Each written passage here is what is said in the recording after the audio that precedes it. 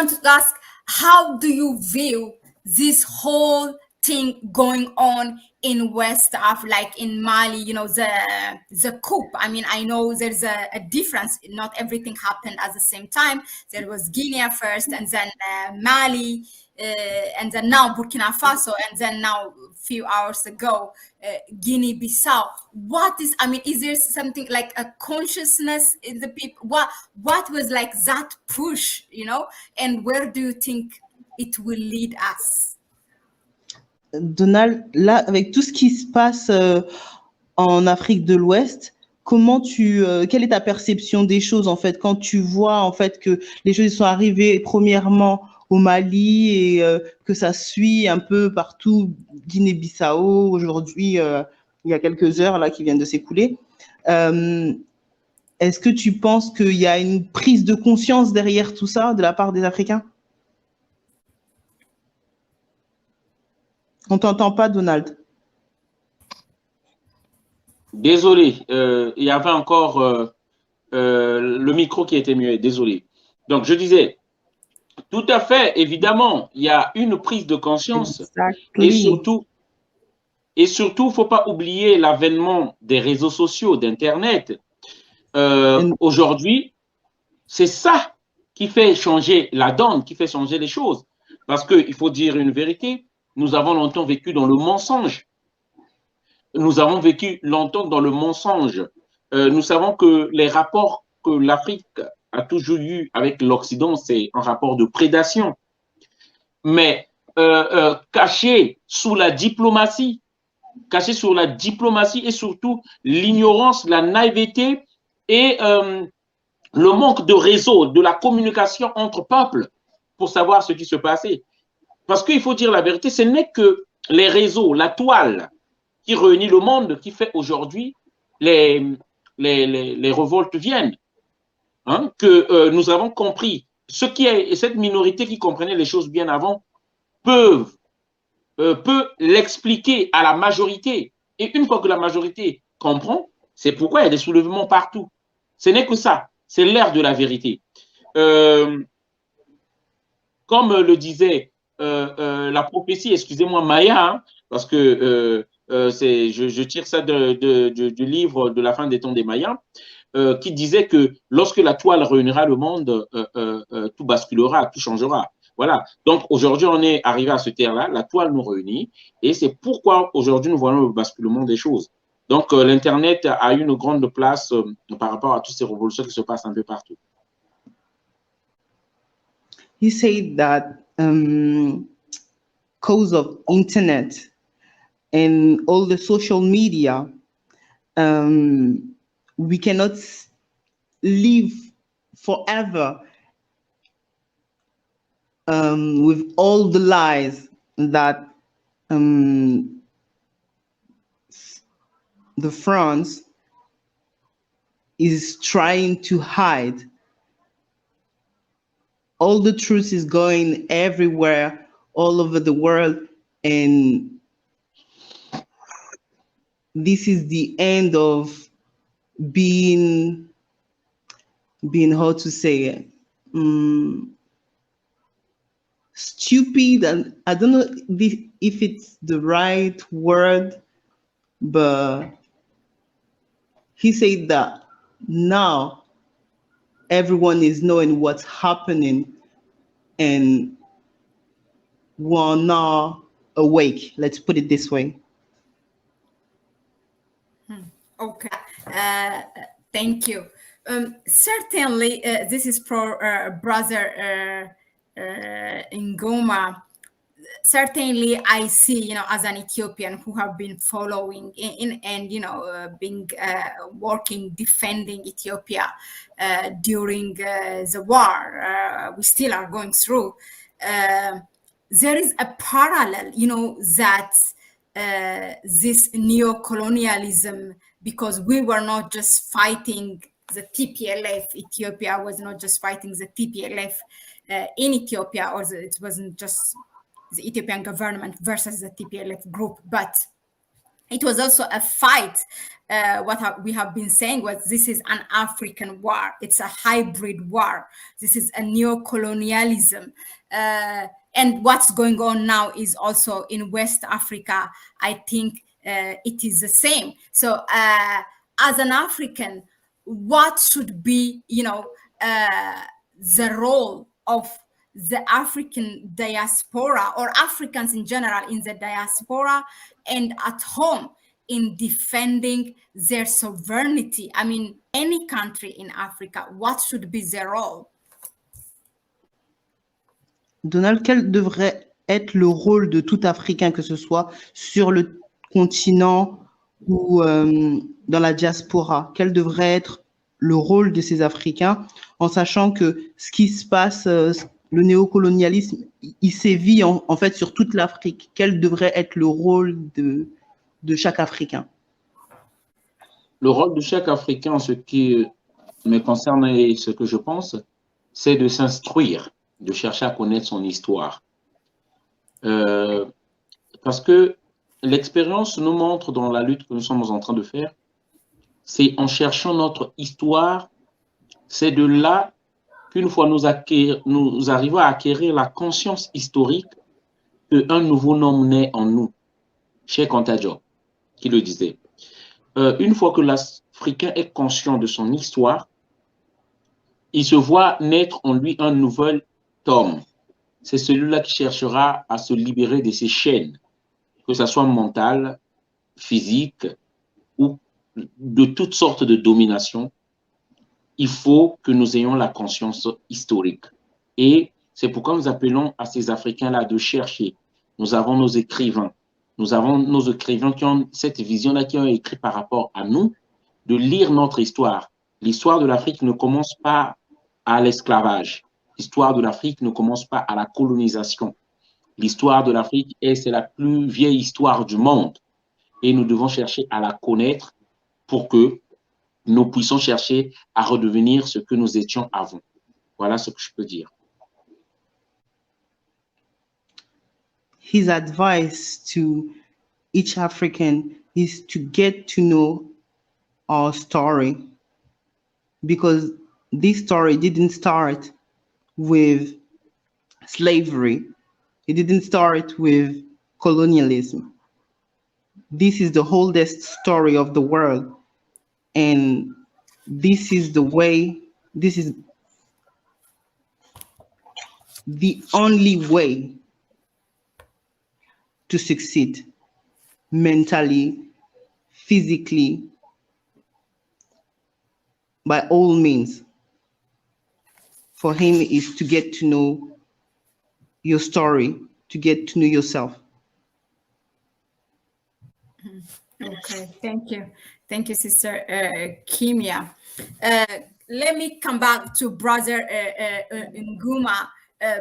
You have been, you have observed, or in a way participated when during the No More movement, defending the Ethiopian sovereignty, the No More movement that has been going on in all over the world, and particularly where you are in France. What do you think that one can take, a lesson, to take that lesson and, apply it when there's a problem in another country in Africa, for example, now, whether it's in Burkina Faso, for Malians, or for the people in Guinea, how can we use that? Do you see a similarity that something can be applied, similar can be applied? What are the lessons from your own individual lessons that you took? Kimia, you're there? Donald? Yes, I'm there.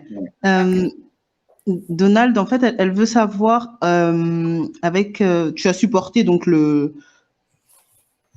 l'Éthiopie en tant que pays africain avec ce qui s'est passé là-bas. Est-ce qu'il t'est possible de mettre la situation éthiopienne en relief avec ce qui se passe, par exemple, au Mali, Guinée-Bissau? Est-ce qu'il y a une leçon à en tirer ou une leçon à en tirer ou un relief à en faire? Est-ce qu'il y a un lien, c'est ça? Oui, un lien, voilà. D'accord. En effet, il y a un lien d'abord qu'il faut remarquer. Dans le monde, il y a toujours deux puissances qui se battent. Hein. Aujourd'hui, on a une troisième puissance qui est la Chine. Il y a toujours l'axe, mais en tout cas, il y a deux axes.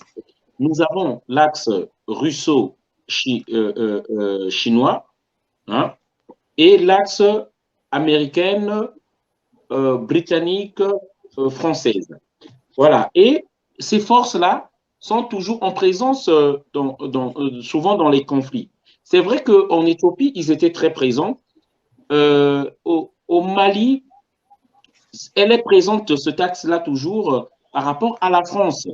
Voilà. Et que le Mali a choisi aujourd'hui la Russie. C'est toujours présent. Donc, déjà, ça, c'est un lien qui est là.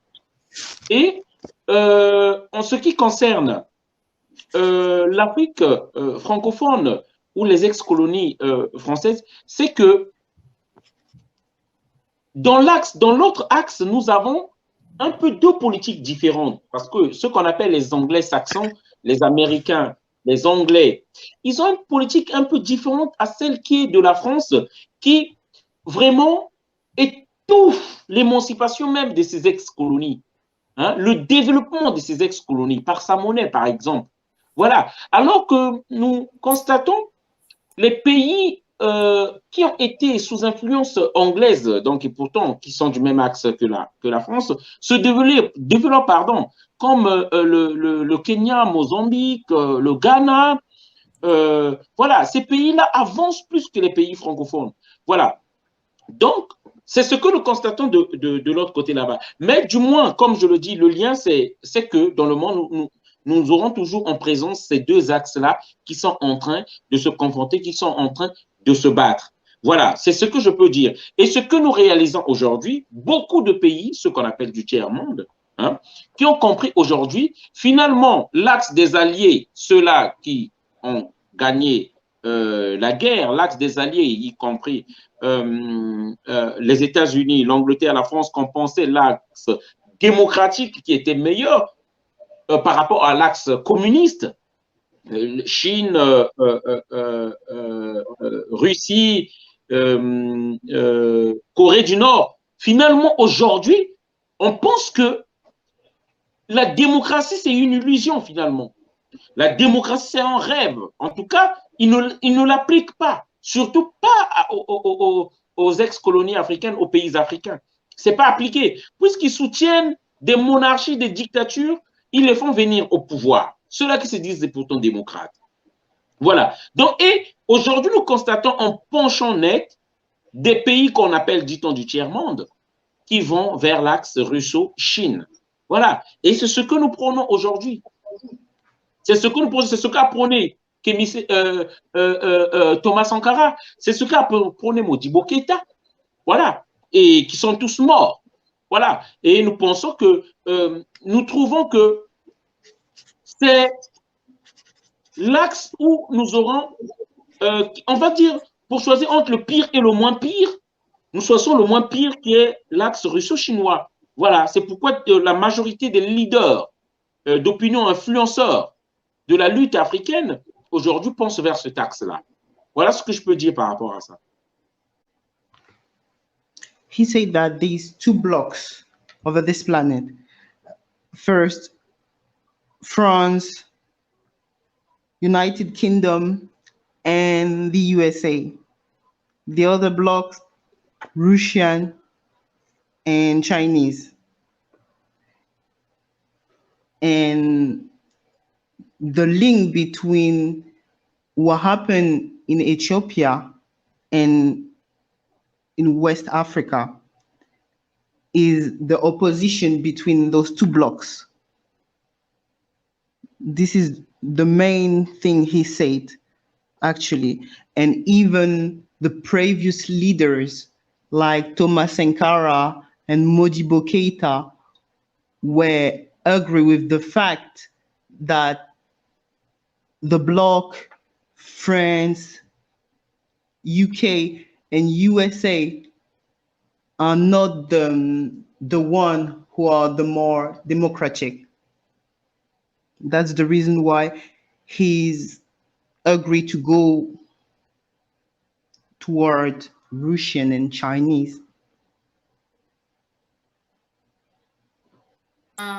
Thank you, Sister Kimia. But quickly, if I can add a question again to Brother Nguma here, then don't you think unless we, ensure our total independence from any Western power or the Eastern power, don't you think the same thing will happen, when, for example, if the Russians help the Malian military, then they will expect the same thing, maybe exactly like the French, but definitely there's no free lunch, as they say. So what is his personal opinion? Is it good? Should Africans work for total independence or just get advantage of, this Eastern power help and go with it? Est-ce que ton avis personnel, elle veut par rapport à tout ça, tu penses pas que si demain on se tourne vers la Russie, en retour, ils ne réclameront pas la même chose que les Occidentaux? Est-ce que les Africains ne devraient pas avoir leur propre indépendance sans dépendre de qui que ce soit? Est-ce que tu penses pas que ça aussi c'est... Yeah, if I can just add also, because the root cause of this problem is because people need economical independence. There's a lot of poverty. People are not, using as a nation their own resources. So that economical independence is important. Unless that is ensured, then we will find ourselves in this vicious circle. En fait, elle dit que c'est un cercle vicieux, en fait. Est-ce qu'il ne faudrait pas que on développe vraiment des économies fortes, parce qu'aujourd'hui, les ressources de ces pays ne sont pas utilisées pour ces pays. Donc, est-ce qu'il ne faudrait pas se concentrer sur une indépendance financière plutôt que de maintenir une certaine dépendance vis-à-vis de ces deux blocs, que ce soit l'un ou l'autre? D'accord. Tout d'abord, merci encore. J'aimerais aussi que Kesfof Lassana parle aussi un peu beaucoup. J'ai l'impression de parler plus de Molmose un peu la parole. Tu peux dire ça d'abord avant que j'enchaîne, s'il te plaît? He wants that Fof talk a little bit because he feels like he's talking more than him. No, until now I'm doing it one-to-one. I just wanted to add this question to him. No, it's okay. So he can just answer this quickly, and I'm going to bring the same question to Brother Lansana. Elle a dit qu'elle préfère que d'abord tu y répondes et ensuite elle viendra à lui parce qu'elle... D'accord, merci. Alors, j'aimerais dire ceci. Et évidemment, il est bien que nous ayons notre autodétermination à nous-mêmes, notre vision à nous. C'est très bien. Nous le souhaitons. Les meilleurs partenaires des Africains ne seront que les Africains, hein, et leur peuple d'origine partout où ils se trouvent. Mais la force des choses nous emmène aujourd'hui à se dire que nous devons saisir d'abord ce que nous avons aujourd'hui. La main tendue par la Russie. Je tiens à rappeler, la Russie a aidé la Chine à avoir la bombe atomique et à se développer. C'est la Russie qui a aidé la Chine. Aujourd'hui, nous savons que économiquement, la Chine est plus que la Russie. Économiquement. Et si nous rassemblons les deux leviers de la puissance, de la force, donc l'économie et l'armement militaire, la Chine est en avance. Si nous rassemblons les deux, tu peux y aller? Parce que si je parle beaucoup, après, tu vas omettre de dire d'autres choses. Non, reformule, s'il te plaît. Reformule. Je disais ceci. On aimerait bien que nous n'aurons pas de meilleurs alliés naturels que les Africains.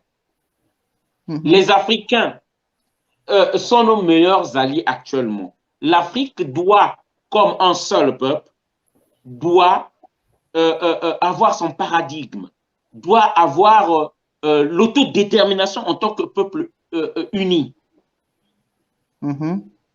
Mais, pour le moment, nous n'avons pas le choix. Nous devons, vu la puissance qu'ont les autres, nous devons avoir des alliés aussi puissants.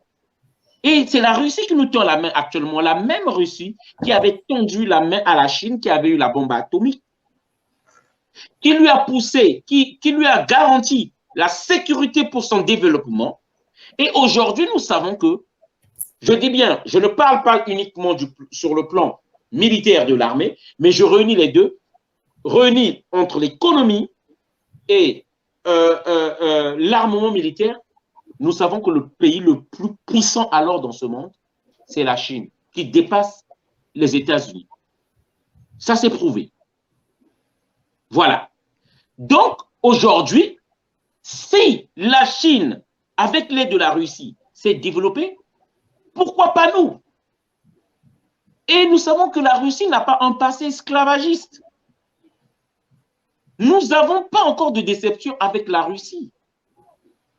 Depuis le temps que nous travaillons avec la Russie, c'est ça, parmi les éléments qui poussent les gens à aller vers la Russie, sachant que la Russie, nous savons, a besoin des richesses aussi de l'Afrique, mais a aussi ses richesses à lui dans le pétrole, dans toute la Sibérie, dans les matières premières, dans toute la Sibérie.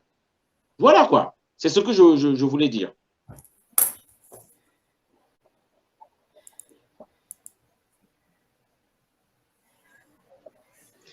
Okay. He said that his wish, of course, is that Africa, he wants Africa to be free, economically, first of all, but to him, we have no choice to choose between these two powers. We do not have any deceptions from Russian for now, and we have to keep in mind that by the help of Russia,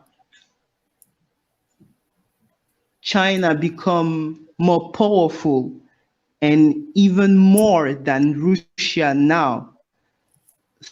So if we have this opportunity, this kind of opportunity to get more powerful,